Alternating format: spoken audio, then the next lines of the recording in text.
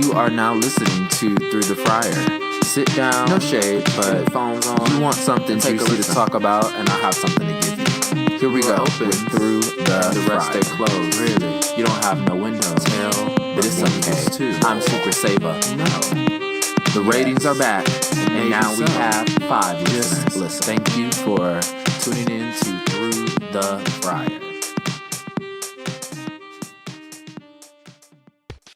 Hey guys, this is Justin Bass with Through the Fryer, and I am so excited to be back after a very long hiatus.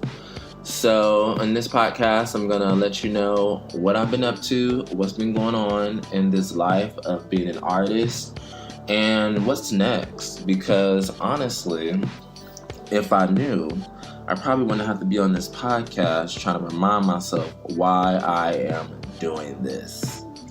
So, let me just go ahead and dive right in with what's been going on with me, Justin Bass. So, I think it's been a few weeks since the last podcast, and if there's anyone new or somebody who haven't listened to any of the podcasts and just curious to get on the J Bass phenomenon, let me just go ahead and just catch you up. So I am currently a professional dancer, choreographer, and now a licensed real estate agent in Brooklyn, New York. It's crazy that in July I will have lived in New York for a year. I mean, everything here is going so fast. Time is like of the essence to the speck. But yeah, I moved from Salt Lake City to New York. I've been here. I'm chasing my dreams. Now, since I got here with my dreams got a little bit fuzzy. And I'm trying to figure everything out. And when I say fuzzy, I mean that honestly, things change. Like, ambitions change, emotions change, physicality change. I mean, everything changed. And it's not just a 2-hour difference that woke me up from moving from Salt Lake to New York. But honestly, I think it's just me trying to just figure out where I want to be. What do I want to do next? What environment do I thrive in? And do I want to go into that environment and thrive? Or do I want to go into a whole different environment and challenge myself? You know, I don't want to say be defeated, because defeat to me is not a thing, but a true challenge, a test, like an obstacle, is major. And I feel like since I have been here in New York, I have truly been through that. So yeah, the journey here in New York it's been going. I mean, honestly, I haven't done a podcast because I haven't been inspired to. And for someone who tries to be so in tune with his gut and himself, I really don't do things just to do it if I don't feel like I want to do it. So I haven't really given myself a chance to sit down in front of this microphone and do a recap of anything, because the lostness of it all has been honestly overwhelming, and I open it as some of its best moments. Like at this moment right now, it's 6:40 in the morning here in Brooklyn, New York. You know, I hear the birds and everything, and I'm thinking like, oh, you know, I'm gonna make my coffee, which I got next to me, and then I'm thinking like, okay, like, what do you want to do? So I start always looking up at these websites for auditions. And it's kind of like this bad, like, thing. It's not, okay, let's not say bad. It's kind of like this consistent thing I do, where when I feel like, I'm a dancer, I need to check all the listings. Mind you, a lot of the auditions are posted a lot, so I already see them, and they're already posted for the week. But for some reason, I check anyway to say maybe something is going to change. Maybe a listing is going to pop up that's really going to make me want to go there. And I look and I see the same stuff, and I'm like, oh, that would be interesting. Oh, a Broadway national tour of something. Maybe it's a tour, but I don't want to leave. Like, I don't want to leave New York. I'm like, oh, that dance company is auditioning. My friend told me about them. Maybe I should, look into that and send in my headshot and my dance reel. And then something in the back of my head is like, but you just came from doing a professional company experience. Like, do you want to do that? And then I have a show coming up May 4th where I'm doing a solo, and I'm like, maybe I should start preparing for that. I haven't started making music for it. So, like, honestly, it's a lot of starts, but then it's a lot of buts, a lot of buts. But it's like, it's like a lot of moments of me being like, well, do you really want to do this? Like, is this something that you really want to do? Because another thing I've learned ever since moving here to New York is that time is so valuable. And the thing is that I'm putting so much power into time that I'm constantly second guessing, like, do I need to show up for this? Is this something worth my time?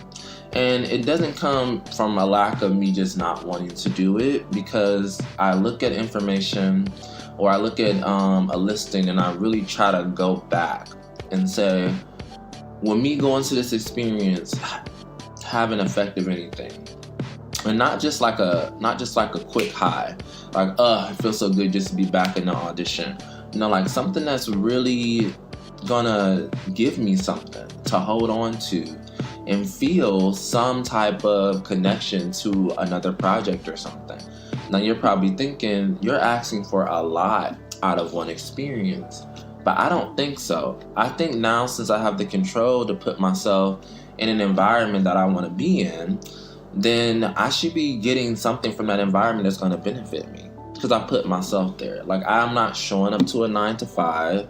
Like, I'm not forced to be around other people. Like, I should be getting, even if it's 1% of something that I really want, I should be getting that from that. So a lot of auditions I don't go to because it's the same. A lot of the Broadway auditions, it's the same setup. It might be a nicer choreographer, it might be an easier set of 8 counts, but I'm still leaving there with nothing. No, I don't want to connect with the people there. It's just not my group. It's the same group, it's the same thing, and I'm like, I left something because it became the same after 5 years. Everything here, you go into one part of the dance community, that's just what it is. You go into another part, that's what it is. So yeah, I just don't go to these auditions sometimes. And I'm just like, and then I look, I'm like, well, what am I gonna do? Then I get into this world of, what are you gonna do? And I'm just like, like, what am I going to do? So yeah, I end up staying up in the morning, usually watching The Office, but I got logged out on my Netflix, don't know my password, so now I'm making this podcast. What's good? But yeah, usually I just get stuck in this this mixed world, of like what's happening. But yeah, the auditions, they are what they are. I did go to a last audition for the Met. It was for Camille Brown, and she's choreographing for an all-black cast of Porgy and Bess. Can you believe that? Like, to have an opportunity to choreograph for the Met and be an African-American female choreographer. And I went to that audition, and when I tell you, it was like being at a cookout, like a family, like everybody was there. And I ain't never seen so many beautiful hues of brown people in an audition ever. Because hello, even in New York, we still don't get a lot of opportunities to show up for work that's just for us. So this was rare, and I went, as I saw somebody listed it on Twitter, and I was like, oh, you know what, I should go. So I went, and I showed up, and lo and behold, I got a call back. And I'm like, sweet. I'm like, this is great, because there was so many people at the first audition, and I went to the open call. So I'm like, this gave me a lot of really good energy. Like, you get that, like, yes, that's what I wanted. Like that really good feeling, like a surge of energy when you get a call back. I go back the next day, and I'm like, damn. Literally, the 140 of us that were there on the open call, because there's like another call before the open call, it was literally like 70 of us for the callback. I'm like, what is going on? So I'm thinking, like, maybe they have enough room to take more dancers to the second part, because I'm definitely gonna push. Like, I want this, and I'm telling myself in my head, I want this. Like, I want this gig. And I get up there, and literally we do the same combination from yesterday one time, And literally, it's a fucking slaughter. She cuts about 60 of us and keeps only 20. And I'm looking like, why would you do such a big callback if you're only going to take 20 for the next part? And then I had a friend that made it to the next part.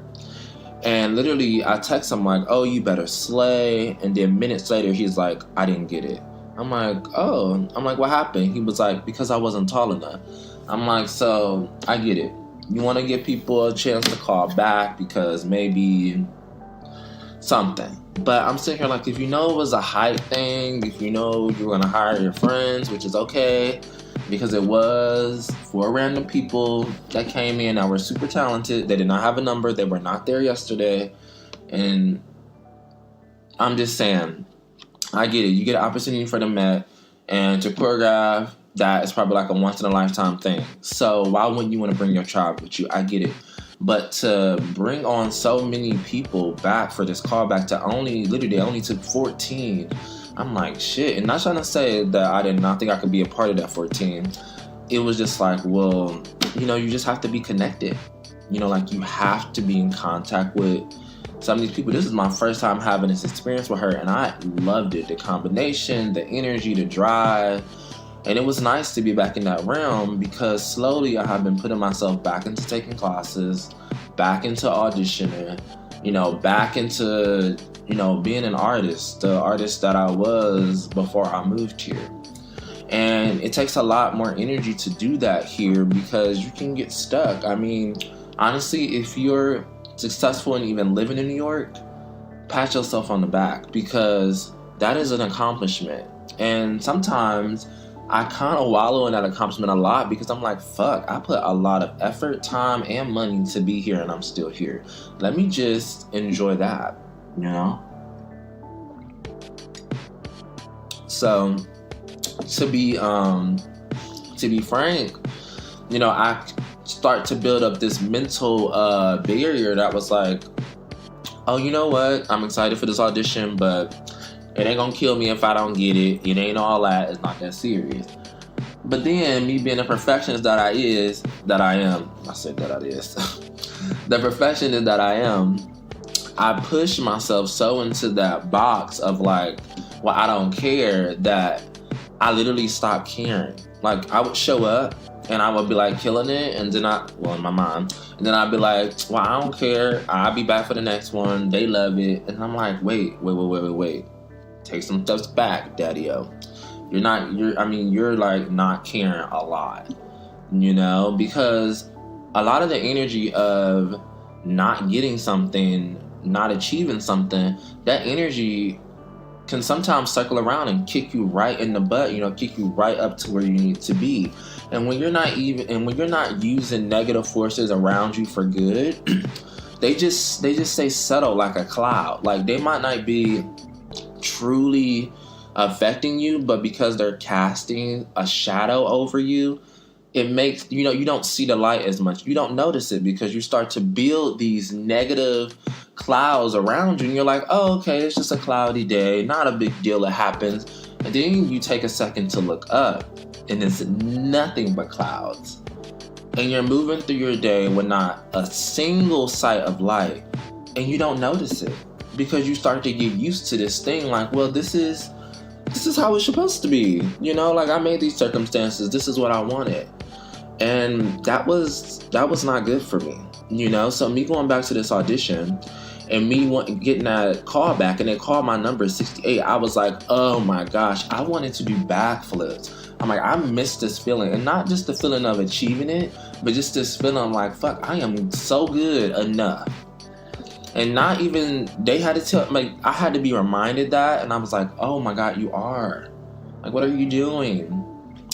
And people think because of my humor or because of my personality that I exude so much confidence. But I'm going to tell you now, it takes like a little mini village inside of my head to like get the picket boards and be like, you're gonna do it. And then when they rest, those people in my head are like, you're gonna do it. And I'm like, okay, I need y'all to pump me up. And that's me pumping myself up. Like I had to tell Marty, I was like, look, I need to go into this audition extremely cocky. I need to feel like I am the SHIT. And he's like, maybe cocky. I'm like, you're right. I need to go into this audition extremely confident. Like, nothing can take me down. That this is for me. And we came up with this image because we have a little sugar glider. If you don't know what a sugar glider is, it's a little small squirrel. But we had this image that, because when we hold her, she likes to be squeezed, because sugar gliders, they like tight spaces. So we were talking, he was like, imagine holding Petrie and putting all your energy and like squeezing that energy, but not too much so it doesn't exist anymore. You know, but just enough, like give yourself enough pressure. I went into the audition and I conjured up that feeling. I remember when I started to get nervous for the audition, I started to look around, I squeezed my hand, and I felt like a spark of energy, just like a flicker, like you're trying to like light a match. And I'm like, oh my gosh, this is working. This is working. And it took me all the way through. I just went with what that spark took me to, and it was amazing. And the second day, I'm gonna be honest, I didn't conjure that same thing. And I'm gonna say that hindered me. That might not be the reason I didn't get it, but I wasn't strongfully using my imagery. Like, I wasn't using the tactics that got me to day 2. I was like, fuck. Like, why wouldn't I do that? Because the first day I was so charged, and for some reason the second day, even though I was ready, I went through all this BS about having to find a sub for a class and not feeling bad about it and all this stuff like that. And I was like, shoot, I'm not super focused right now. And then me not knowing or being ignorant to the fact that we only got a chance to do it once. I was riding off the high that maybe I'll get a second chance to do it because it's callbacks, we'll have more space.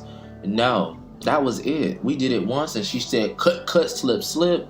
I mean, it was literally Battle of the Bastards all over from Game of Thrones. Okay, nobody survived. Jon Snow only did because he had a family member come and put him on a horse. Ain't nobody come and get me off that horse. I was slaughtered, okay? So, you know, but that, I mean, I was telling Marty the first day of the auditions, I was like, oh my gosh, like, the image that I had, it worked, you know? Like, it worked. It felt so good.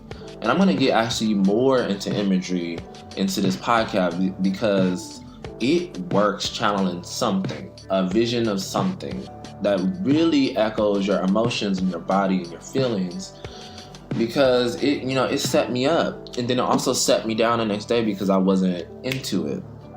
But yeah, so I didn't get, after the callback, I didn't go any further after that.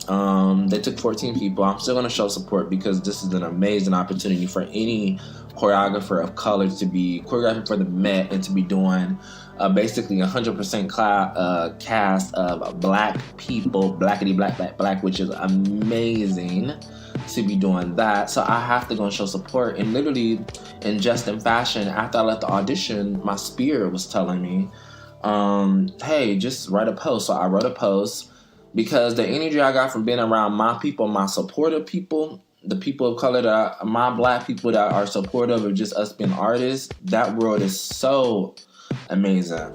And that energy you cannot recreate anywhere. So I made a status about it. I tagged Camille A. Brown and she reposted it. She said, thank you so much, Justin. That means a lot. She was like, we're going to keep doing it for us. And I'm like, you know what? She saw me.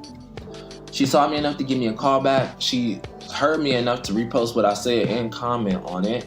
And you know what? That can be something.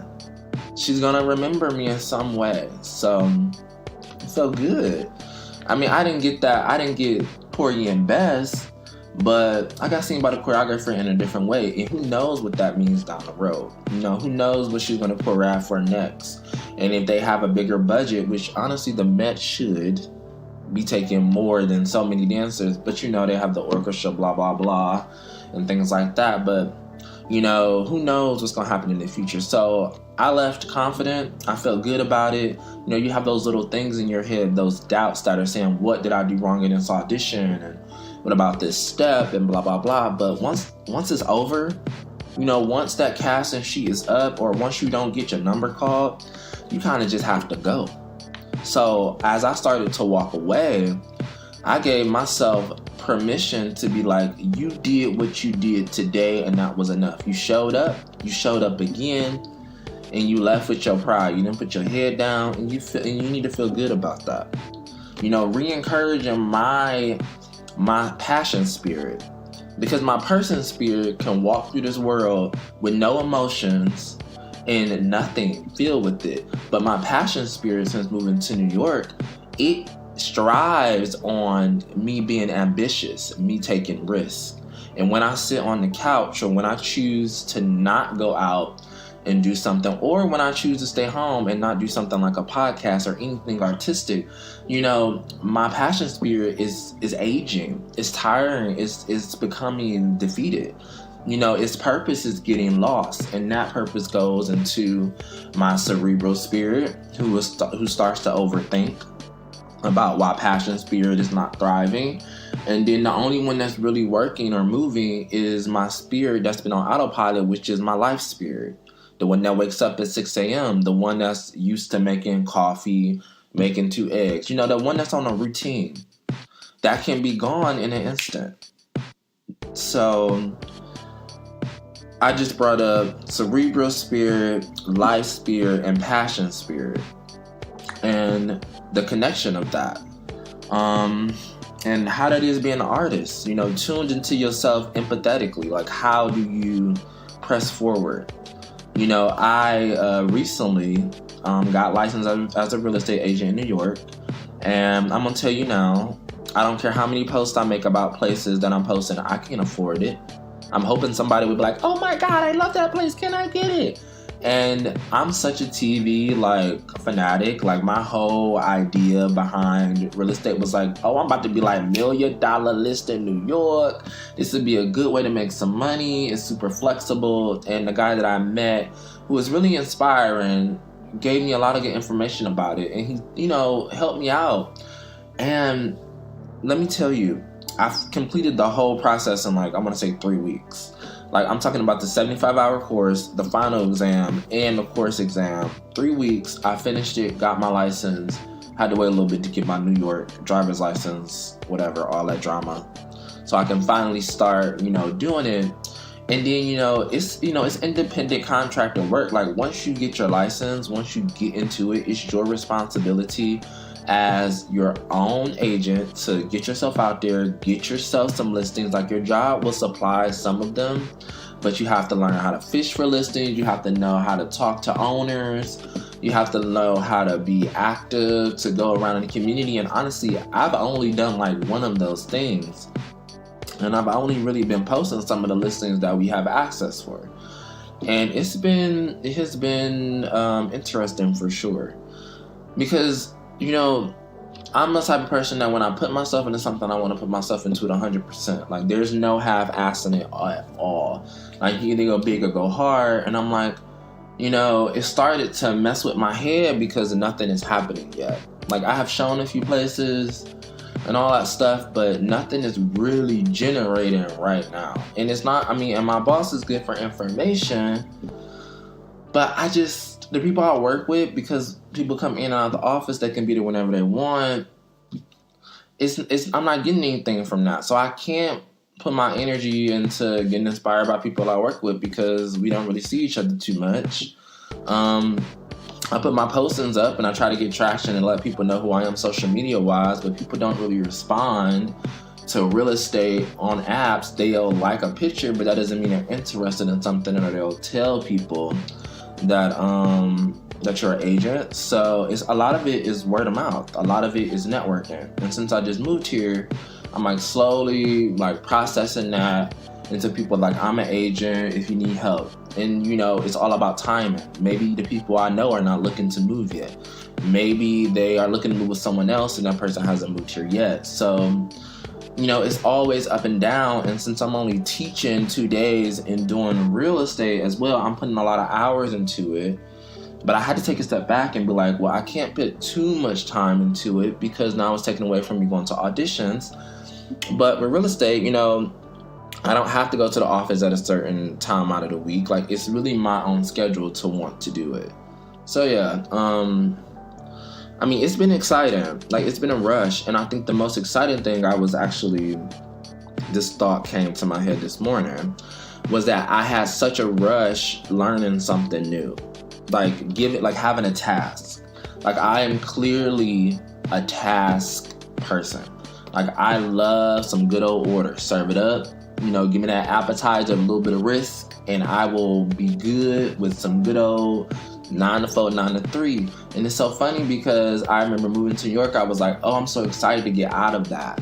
And now, since I've been out of it for so many months, it is so crazy to see how I have not been able to adapt. Like, I am doing it, but man, not having some structure, or me having the responsibility to structure everything is draining. Like, honestly, like, imagine having to set a schedule for yourself that you feel like you're getting some type of purpose out of. And then once you set a schedule for yourself and you don't get anything out of it, that's a lot of energy used, and it opens up a lot of windows for depression just to seep right in. I mean, when I tell you, like, the amount of times that I just wallowed in nothingness because nothing has happened, it's a lot. It's very stressful. Like, I have my 2 classes to balance off my energy, so I get to dance and I get to meet, these classmates and teach, which is nice. But then it comes to a place where I'm like, what is going on? Like, something's missing. And so yeah, I mean, it's exciting. And they always say the first 30 days, the first 3 months, the first year of real estate, is really just you getting yourself out there. And, I'm not naive to the fact that it's going to take time for stuff to happen. And literally one sale could change my life, or one something. But, I haven't lived on one moment things in so long, because I've worked on such a path of things happening. Like I said earlier in the podcast, I do have a performance coming up May 4th in New York, if you're here. And I'm doing a 10-minute solo on myself. And, all of my pieces have to do with some type of path, some type of journey since I've made it to the city. And, it's been interesting. And I have not worked on this solo yet. I have not made anything yet. Like, I have an idea, but I haven't made music like I usually do. And, I just need to push myself to do it. I definitely know I just need to push myself to do it. But now, like, working with clients, trying to find a place and trying to get myself in a mindset to make art. And also trying to find the space to give myself enough time to rest so I don't overdo myself.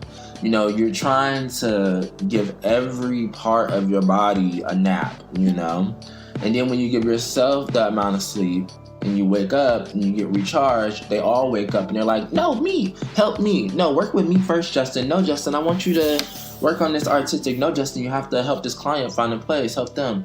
No, Justin, you just need to relax. It's the morning, it's 7 a.m. Take a second. You start to hear all these voices that are, they want you. They're needy. Your personal self is very needy to things. So sometimes you have to put some of them away and you have to say, I'm going to get to you in a moment. And it kind of just structures itself out from there. Like me doing this podcast, I'm like, I need to be doing this. Like, this is such a major way for me to vent, but it's also a major way for anybody that listens to understand that, life is real. Stress is real. The journey, the path, all that is real. And nobody in this world is alone in doing anything. You could be thinking what you're going through is super unique, but I'm telling you now, we either are going through it with you or we are about to. Because, we're humans, and our adaptability is at such a level where it happens or it don't, so I'm just getting accustomed to how I'm adapting to this new environment, and I give myself this unreachable timeline that I should be doing something. So yeah, it makes sense, like why I'm such at a high stress level sometimes, or when I get defeated by things. But I'm definitely learning how to smooth things out, and being here in New York has really assisted that. But also I have to say my partner has been like a ascending grace from God, honestly. No judgment, no fear, just love. You know, like somebody who really has, Marty has really built his life into a circle of just comfort for himself, where he feels very enough with himself, and it has really inspired me. But to have somebody on this journey with me, I am so lucky, because I don't know where I would be mentally without that support. And I think it's important to, you know, find a person or find your tribe, because, you know, we need comfort in our own beings. You know, I'm gonna say this now. Like, I remember saying, like, if I'm not pushing myself, and if I'm not giving it all, if I'm not telling myself this, then what am I gonna do if somebody in this person leaves the world? Like, who's gonna pump me up? But F all that noise. Support is such a major factor, you know. And yes, you're gonna continue to push yourself, but there's no harm in asking for help or talking to someone and letting them know what you're going through, so you can get some, you know, just a hug and embrace. It changes a lot. We don't do that enough. We don't seek it enough, because we want to seem like we're okay, so we don't need anybody to do anything for us. But I'm telling you now, if you feel like you need to reach out to somebody, you can reach out to me. And I'll be all open ears, but I'm telling you, it has been therapeutic for me just to have somebody that I can talk to that's going to listen. And I'm very lucky to have that. So yeah, been here working, thriving, resting, putting myself, creating my atmosphere in New York that's going to work for me, and it has been happening. So I want you to continue to encourage yourself to do the same thing. I want you to also continue to acknowledge all the doubt, see it, because when you don't look up at it, it's just going to rain down on you. Say, oh, I see you. Then look for the little hole in the sky that's the sun. Let it pierce through, and just feel your energy just start to grow from that light. Like, give yourself the permission to look doubt in his face, depression in his face, anxiety in his face. Say, look, I see you. I'm not ignoring you no more. But, you know, this is all the attention I can afford to give you. Then move past that. And it's always going to be there, but you have to make more positive voices louder than those voices. And once you do, that's all you're going to hear is the stuff that want to push you to be the best and that wants you to be super excited about life. And every day is not like that. But the days that are, you can go back to that, and you can create those images. You can create, you know, those sensations for yourself, where those images come in and they truly impact your body, your flesh, your spirit, you know. And just continue to thrive. And keep doing it. Keep moving with love. Keep moving with everything that you wanted to when you first started waking up, since you can remember.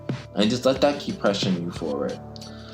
And I want to say, I'm so happy to be back. I say that at the end, that I'm so happy to be back, when honestly it's me that just need to get back and sit on this chair in the kitchen and hook the mic up. But I am so happy to be back doing another podcast of Through the Fryer. If you don't follow me on Instagram, you can follow me at Justin B. Bass. That's my Instagram tag. Or you can follow me on Twitter at Twitter is JUST_IN_LIVE on Twitter. And if you're interested in real estate, or you know anyone in New York, I can only help people in New York, please go ahead and let people know that Justin Bass also does real estate, because it's all about the word of mouth. Networking is how it works. So thank you for listening. I hope you have a beautiful day. Enjoy whatever weather you got. And this is Through the Fryer.